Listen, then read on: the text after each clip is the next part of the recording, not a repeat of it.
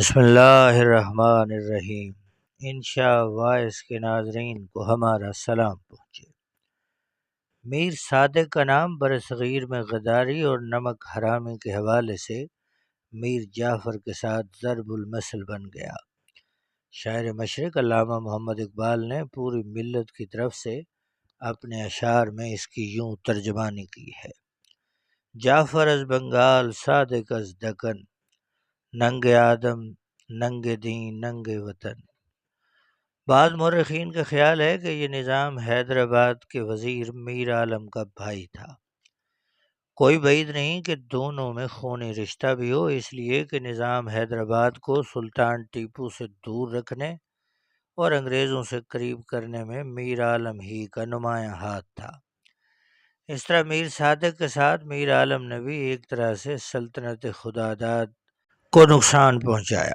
مرتے وقت ٹیپو کو وصیت کی تھی ان کے والد نے کہ میر غلام علی لنگڑا اور پورنیا کی طرح یہ بھی اندرونی طور پر سلطنت خداداد کے خلاف سازشوں میں شریک ہے، اس لیے ان تینوں کو قتل کر دیا جائے، لیکن سلطان کی فطری رحمدلی اور نرم مزاجی سے یہ بچ گیا اور کسی ثبوت کے نہ ملنے کی وجہ سے اس کے خلاف نہ صرف کسی کارروائی سے گریز کیا گیا بلکہ اس کو ترقی بھی ملی۔ یہ پوری سلطنت میں ٹیپو کا نائب بن گیا۔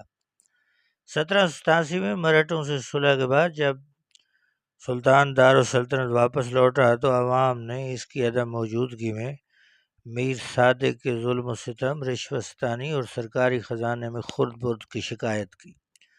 سلطان نے جب تحقیق کی تو اس کے گھر سے 1,00,000 اشرفیاں، 10 لاکھ روپے نقد اور بے شمار قیمتی ہیرے جواہرات برآمد ہوئے جو اس نے سرکاری خزانے سے چوری کیے تھے یا پھر عوام سے بطور رشوت لیے تھے۔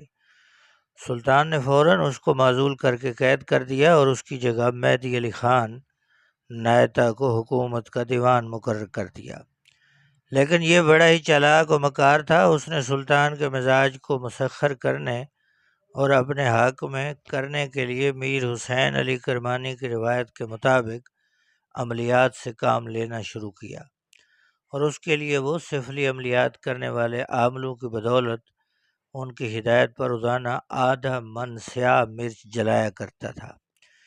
اس طرح اس نے پھر ایک بار جلد ہی سلطان کو بنا لیا اور نہ صرف قید سے رہا ہوا بلکہ سرکاری عہدے پر دوبارہ بحال ہو گیا، یہاں تک کہ فروری 1792 میں معاہدہ سرنگا پٹم کے مطابق انگریزوں کو اپنی آدھی سلطنت دینے کے بعد سلطان ٹیپو نے جب اپنی مملکت کی اثر نو تنظیم کی طرف توجہ دی اور رعایا کو بھی امور سلطنت میں شامل کرنے کے لیے پارلیمان کی بنیاد رکھی تو اسی نمک حرام کو اس پارلیمان کا صدر بنا دیا گیا، جس کے بعد پھر ایک بار سے پوری سلطنت میں سلطان کے بعد سب سے زیادہ با اختیار شخص یہی تھا۔ سلطنت کی وسعت قلبی اور اس کے کلی اعتماد کے باوجود وہ اب بھی اپنی رذیل حرکتوں سے باز نہیں آ سکا، بلکہ پہلے سے کہیں زیادہ سلطان کے خلاف اندرونی ریشہ دوانیوں میں مصروف رہا۔ نظام اور انگریز کمپنی کو سلطان کی فوجی تیاریوں کی اطلاع بھی برابر پہنچاتا رہا۔ چونکہ بڑا ہی چاپلوس تھا اور بات بات پر قرآن کی قسم کھاتا تھا، اس لیے اس کی باتوں پر سلطان کو شبہ نہیں ہوتا تھا۔ آخری زمانے میں سلطان کے اہم خطوط کو بھی اس تک پہنچنے نہیں دیتا تھا۔ سلطان کو دوبارہ اس کی غداری کا علم شہادت کے دن ہی ہو سکا، لیکن وہ دشمنوں کے ساتھ برسر پیکار رہنے کی وجہ سے کر بھی کیا سکتا تھا۔ اس نے اس سے مخاطب ہو کر صرف اتنا کہا کہ ایسا نہیں کہ مجھے تمہاری غداری کا علم نہیں، تم اپنی اس بے وفائی کا مزہ جلد ہی چکھو گے اور قدرت کے انتقام کے اثرات تمہاری آئندہ آنے والی نسلوں میں بھی ظاہر ہوں گے۔ تمہارے ان سیاہ کارناموں کی نحوست سے وہ ایک ایک دانے کے محتاج ہوں گے۔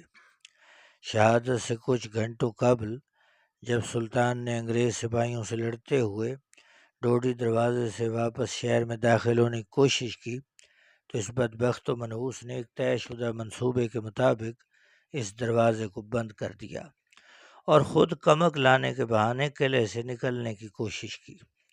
کڑپا سے تعلق رکھنے والے سلطان کے احمد خان نامی ایک وفادار سپاہی سے یہ سب کچھ دیکھا نہ گیا۔ اس نے یہ کہتے ہوئے اسی وقت اپنی تلوار سے اس پر وار کر دیا کہ سلطان کو دشمن کے حوالے کر کے خود کہاں بچ کر جا رہا ہے۔